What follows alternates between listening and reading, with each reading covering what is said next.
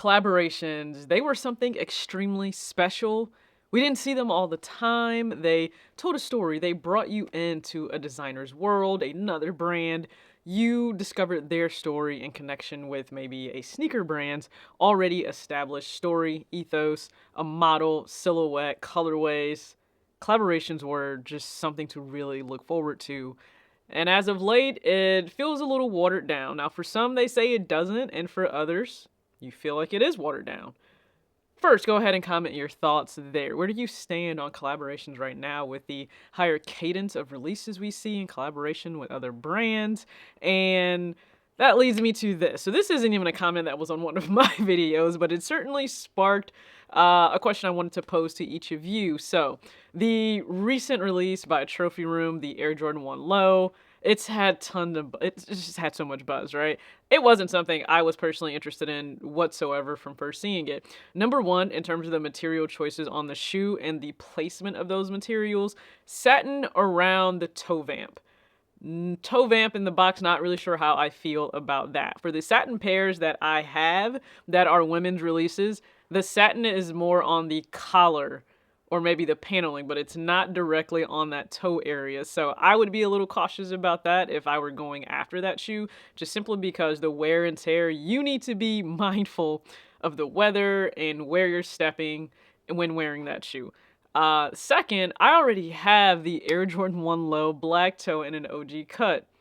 I saw zero reason for me to go after the Trophy Room. Now, also, based on the way that release went down, I've seen a lot of you also comment, if you weren't in Florida or you weren't a bot, you didn't feel like you really stood a chance in securing this pair. And I know that's like a pain point when it comes to so many different releases. For GRs, they're much more easily accessible these days, but when it comes down still to some collaborations, it feels impossible to get your hands on. If you want to pay resale, that's of course always a personal choice and preference. I cannot in any way justify paying resale for that shoe. I just couldn't.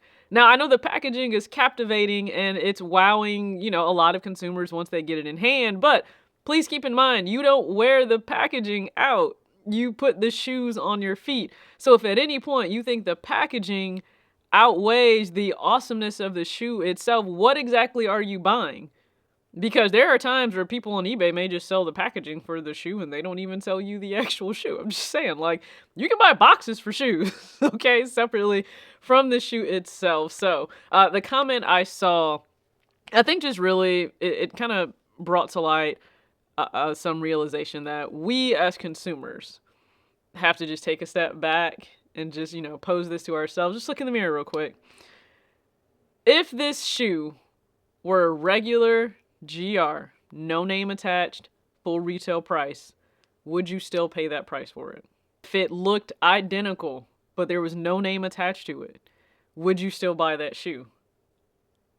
And I say that because if this Trophy Room Jordan 1 Low dropped today, it had no name attached to it, it was just a regular GR that came out, same material, same everything. So let's strip away the extra logos, let's strip away the extra packaging.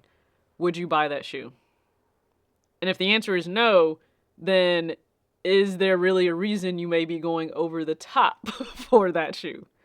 And it doesn't have to be in relation to just specifically that shoe. It could be for any collaboration. But I think if we start to ask ourselves this question a little bit more every time a pair drops, you may not get as caught up in all of the marketing and the branding and the FOMO that's created. And if everyone is talking about it and there's such a buzz, right, you could get caught up in it. That's not to say that the shoe can't truly just authentically speak to you. It can. But also, would you still go out and buy that shoe if it had nothing to do with the story itself? Because over time, like, yeah, you know what the story is and we all know, but like, is that compelling you every single time to like throw that shoe on? It could possibly not as the days go on. So I will continue to probably ask myself that question. If a pair were to drop, no name attached, just a regular GR, would I still go after that shoe? Would I pay the retail price for that shoe as it stands? Keeping in mind, I'm not wearing the box, I'm not wearing the packaging, none of that. And you may surprise yourself. If it's a no, I don't know, maybe you won't, I'm not gonna say maybe you won't buy the shoe, but maybe you will change the light in which you see certain releases. All right, so if you were someone and you went for the Trophy Room pair, and you actually secured it, then congratulations to you. If there are any other collaborations that you're truly interested in, you want to go for, I wish you all the best. We are all in different areas, in our buying behavior, just in terms of wanting to pay resale, not wanting to pay resale. You guys know where I stand. I am not paying for resale this year unless it's below retail, and I'm happy like sticking to that. I still don't feel an immediate pull towards any releases right now in 2024.